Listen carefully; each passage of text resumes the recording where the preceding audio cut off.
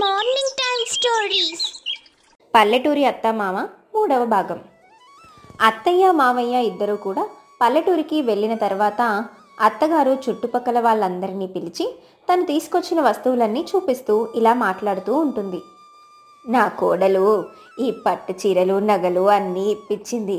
ఇలాంటివి అక్కడ చాలా దొరుకుతాయి, తక్కువ ధరలో ఉంటాయి. పట్టణమంతా తిప్పి చూపించింది. చాలా చాలా బాగుంది. అప్పుడు శాంతమ్మ, వదినా, నాకు ఈ చీర బాగా నచ్చింది. ఇలాంటిది నాకు ఒకటి తెప్పించొదినా. ఇంతలో వర్ష అనే అమ్మాయి, పిన్ని, ఈ గొలుసు చాలా బాగుంది పిన్ని, ఇది తెప్పించు పిన్ని. ఇక కీర్తి కూడా, ఇది భలేగా ఉందే, నూనె లేకుండానే అట్లు వేసుకోవచ్చు ఈ అట్ల పెనం మీద, నాకు కూడా తెప్పించు పిన్ని అంటూ చుట్టుపక్కల వాళ్ళందరూ అది కావాలి ఇది కావాలి అంటూ ఆమెని అడుగుతూ ఉంటారు. అప్పుడు ఆమెకు ఒక ఆలోచన వచ్చి వెంటనే వాళ్ళతో, ఇవన్నీ మా ఇంట్లోకి తీసుకొచ్చినవి కాదు, అమ్మడానికి తీసుకువచ్చినవే. ఎవరికేం కావాలో తీసుకొని డబ్బులు మాత్రం ఈరోజే ఇస్తేనే ఇస్తాను, లేదంటే వద్దు అని అనడంతో వాళ్ళు అవునా అంటూ వాళ్ళకు కావలసినవన్నీ తీసుకొని డబ్బులు ఇచ్చి వెళ్ళిపోతారు.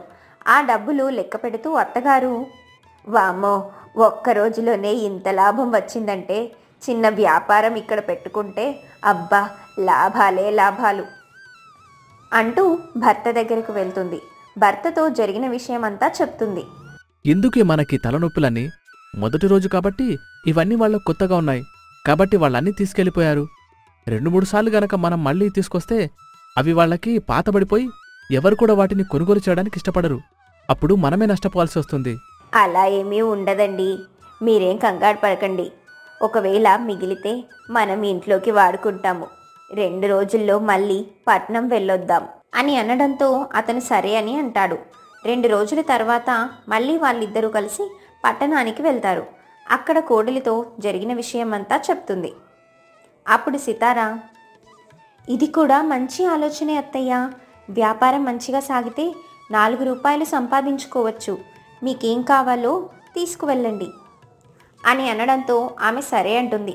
ఇక ఇద్దరూ కలిసి వాళ్ళకేం కావాలో మళ్ళీ వెళ్ళి తెచ్చుకుంటారు. తర్వాత తిరిగి గ్రామానికి వచ్చి వాటిని అమ్ముకుంటారు.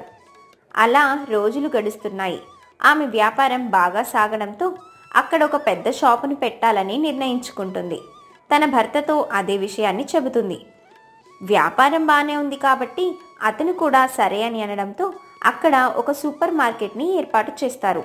అందులో బట్టల దగ్గర నుంచి ఇంటికి కావలసిన అన్ని సామాన్లు ఉంటాయి. పట్టణంలో తక్కువ రేటుకి కొనుక్కొని అక్కడికి వెళ్ళి ఎక్కువ రేటుకి అమ్ముకొని లాభాలు పొందుతూ ఉంటారు. అలా రోజులు గడుస్తూ ఉండగా వ్యాపారం బాగా సాగడంతో, ఏవండి, ఇప్పుడు ఇక్కడ వ్యాపారం బాగానే ఉంది కాబట్టి వాళ్ళిద్దరినీ ఇక్కడికి రమ్మని చెప్పండి. ఈ వ్యాపారం చేసుకుంటూ ఉంటారు. ఇంకేదన్నా వ్యాపారం కావాలన్నా కూడా వాళ్ళు చేసుకోవచ్చు. ఆ ఉద్యోగాలు చేసుకుంటూ చాలని జీతంతో ఎంతకాలం అక్కడ బతుకుతారు? ఈ విషయం వాళ్ళతో మాట్లాడదామండి అని అంటుంది. ఆ మాట వినగానే అతను సరే అని అంటాడు. ఇక వాళ్ళిద్దరూ తిరిగి ప్రయాణమై పట్టణానికి వెళ్తారు. కొడుకు కోడలతో అదే విషయాన్ని చెప్తారు. దాన్ని విని వాళ్ళు ఆలోచనల్లో పడతారు. అప్పుడు అత్తగారు, చూడమ్మా సితారా, ఆ రోజు హాస్పిటల్లో డాక్టర్తో మీరు మాట్లాడినవన్నీ నేను విన్నాను. అప్పుడే అనుకున్నాను నీకు పల్లెటూరికి రావడం ఇష్టం లేదని. కానీ ఈ విషయం ఇప్పటిదాకా నీకు కానీ నా భర్తకు కానీ చెప్పలేదు. నేనే దీన్ని నా మనసులో ఉంచుకున్నాను అని అంటుంది. ఆ మాటలకు సితారా చాలా ఆశ్చర్యపోతుంది. తనేదో మాట్లాడబోతూ ఉండగా అత్తగారు, చూడమ్మా, నిన్ను అక్కడికి రమ్మంటుంది ఎందుకు అంటే అందరం కలిసి అక్కడే ఉండొచ్చని. పట్టణంలో ఉన్న కాలుష్యం పల్లెటూరులో ఉండదు. మేమిక్కడ వారం రోజులుంటే మీరు తప్ప మమ్మల్ని పలకరించిన వాళ్ళు ఎవరున్నారు? పక్కింటమ్మాయి ఒక్కతొస్తుంది. అదే పల్లెటూరులో అందరూ మనకు చుట్టాలే. అవునమ్మా, ఒకసారి మీరు ఆలోచించండి. అందరం కలిసి అక్కడే ఉండవచ్చు. అక్కడ దాకెందుకు? మీరిద్దరూ కలిసి ఉద్యోగం చేస్తున్నారు కదా, ఎంత సంపాదిస్తున్నారు? అదే అక్కడ వ్యాపారంలో మేమెంత సంపాదిస్తున్నాము? మీరు సంపాదిస్తున్న దానికంటే రెట్టింపు సంపాదిస్తున్నాము. పైగా 1 రూపాయి కూడా అద్దె లేదు. సొంత స్థలం కాబట్టి మేమెందుకు చెప్తున్నామో అర్థం చేసుకోండి. ఎంతకాలం ఇలా మీరు ఒకరి కింద పనిచేస్తూ ఉంటారు? మేం చెప్పింది ఆలోచించండి అని మావగారు చెప్పడంతో వాళ్ళు సరే అని అంటారు. ఇక ఆ రోజు రాత్రి అందరూ కూడా నిద్రిస్తున్న సమయంలో సితార అటు ఇటు తిరుగుతూ ఉంటుంది. అప్పుడు సితార, అత్తయ్య మామయ్య చెప్పింది కూడా చాలా బాగుంది. ఆ వ్యాపారాన్ని బాగా డెవలప్ చేసుకుంటే మరింత డబ్బులు సంపాదించుకోవచ్చు.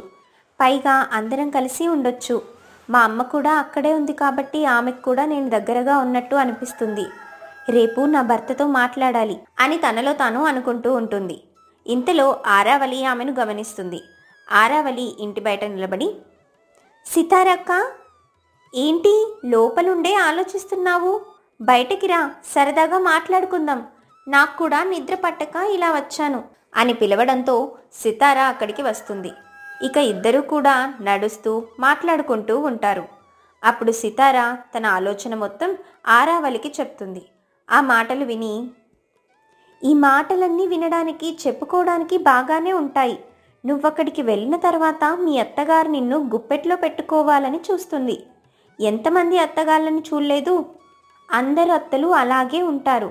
నీ చేత గొడ్డు చాకిరీ చేయించుకుంటారు. ఆ తర్వాత నిన్ను రాచి రంపాన పెట్టడం, నానా మాటలు అనడం, ఖచ్చితంగా ఇవే జరుగుతాయి. అందుకే నా మాట విని మీరెక్కడికి వెళ్ళకండి, ఇక్కడే ఉండండి అని అనడంతో సితార మళ్ళీ ఆలోచనలో పడుతుంది. ఇక తర్వాత వాళ్ళు ఎవరి దారిన వాళ్ళు వెళ్ళిపోయి విశ్రాంతి తీసుకుంటారు. ఆ రోజు గడిచిపోతుంది. ఆ మరుసటి రోజు ఉదయం అత్త మామ బయలుదేరుతూ వాళ్ళ నిర్ణయాన్ని అడుగుతారు. అప్పుడు సితార, అత్తయ్య, మాకు కొంచెం సమయం కావాలి. ఖచ్చితంగా మేము అక్కడికి వస్తాము అని చెప్పడంతో అత్తగారు, రాత్రి పక్కింటమ్మాయి నీతో ఏం చెప్పిందో నేను విన్నాను. నేను అంత కసాయిదాన్ని అనుకుంటే నువ్వక్కడికి రావద్దు. నేను కూడా నీ తల్లి లాంటి దాన్ని అని అనుకుంటేనే మీరక్కడికి రండి. మేమెందుకు ఇలా రండి రండి అని పిలుస్తున్నామంటే అందరం కలిసి సంతోషంగా ఉండొచ్చని. మీ అమ్మ కూడా మనతో పాటే ఉండొచ్చు. మన వ్యాపారము అందరం కలిసి చేసుకుంటూ ఒకరికి ఒకరం తోడుగా ఉండొచ్చు. అర్థం చేసుకోమ్మా అని అంటుంది. అందుకు సితార ఏం మాట్లాడకుండా నిలబడుతుంది. ఆ తర్వాత అత్త మామ ఇద్దరు కూడా అక్కడి నుంచి తిరిగి పల్లెటూరికి వెళ్ళిపోతారు. ఇక వాళ్ళ వ్యాపారం వాళ్ళు చేసుకుంటూ ఉంటారు. సితార సీనుకి ఏం చెయ్యాలో అర్థం కాదు. వాళ్ళిద్దరూ కూడా ఆలోచిస్తూ ఉంటారు. రోజులు గడుస్తూ ఉన్నాయి. సితార తన భర్త దగ్గరకు వచ్చి, ఏవండి, నాకైతే ఏం చేయాలో అస్సలు అర్థం కావడం లేదు. మీరే ఒక మంచి నిర్ణయం తీసుకోండి. మనం అక్కడికి వెళ్ళి అక్కడే అత్తమ్మ మావయ్యతో కలిసి వ్యాపారం చేద్దాం, లేదంటే ఇక్కడే ఉందాం అని అంటుంది. అప్పుడు సీను, నేను కూడా ఏం చేయాలో అర్థం కాకున్నాను. కానీ మనం అక్కడికి వెళ్ళడం చాలా మంచిదనిపిస్తుంది. ఎందుకంటే నాన్న చెప్పినట్లుగా ఎంతకాలమని మనం ఒకరి కింద పనిచేస్తూ ఉంటాము. అందుకే మనకంటూ ఏదైనా వ్యాపారం ఉంటే బాగుంటుంది అని అంటాడు. అలా అనడంతో ఆమె కూడా సరే అంటుంది.